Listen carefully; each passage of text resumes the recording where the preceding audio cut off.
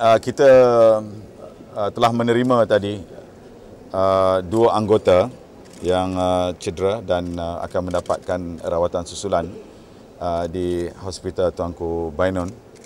Dan saya lihat keadaan mereka tadi dan kita semua menyaksikan. Dan yang paling penting ialah kita lihat semangat mereka, ya, semangat kepahlawanan mereka yang kuat, ya, dan sentiasa berada dalam suasana keadaan yang baik, ya. Dan bagi pihak kerajaan negeri, saya telah pun maklumkan sebelum ini, kerajaan negeri sedang membuat penilaian untuk kita umumkan suatu. Kita telah pun memulakan bagi orang ramai untuk membuat derma dan kutipan khas untuk membantu mangsa-mangsa yang telah pun berjalan. Manakala di peringkat kerajaan negeri, kami sedang melihat kesemua bilangan yang ada, dan khususnya mereka yang berada di kawasan kita, di dalam negeri Perak kita. Kerana seperti yang kita sedia maklum, untuk VAT 69 berpusat di negeri Perak, iaitu di Hulu Kintah. Itu juga dengan PGA yang ada di Hulu Kintah. Manakala untuk di peringkat tentera pula, kita ada 2 brigade, ya, tapi 2 brigade belum diatur lagi.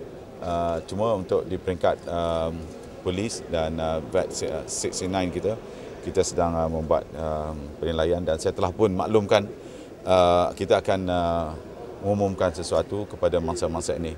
Kita berbangga dengan pengorbanan mereka, dan saya minta kepada semua pihak supaya kita menyatakan semangat patriotisme kita, tidak kira daripada latar belakang apa sekalipun, sama ada politik A atau politik B. Yang paling penting sekarang ini negara kita berada dalam keadaan diserang oleh satu gerombolan yang tidak bertanggungjawab. Maka menjadi tanggungjawab dan kewajipan bagi kita semua untuk menunjukkan ketaatan dan kesetiaan kepada negara dan memberi keyakinan, ya, kita seharusnya berbangga dengan pengorbanan dan perjuangan anggota tentera dan juga polis kita.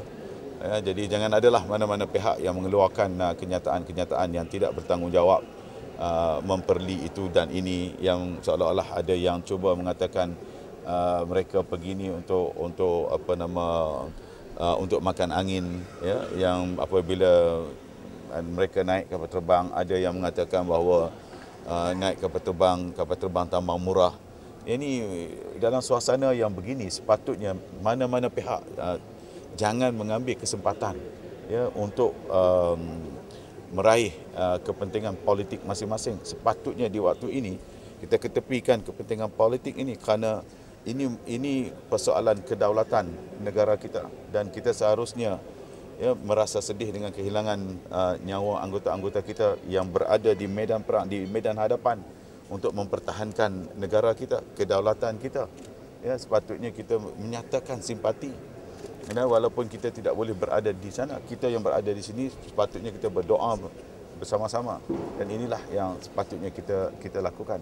Jadi saya harap kepada semua pihak, marilah sama-sama kita berdoa agar suasana yang berlaku itu dapat kembali kepada keadaan aman, dan semoga krisis ini yang berlaku ini dapat diselesaikan dengan kadar yang segera.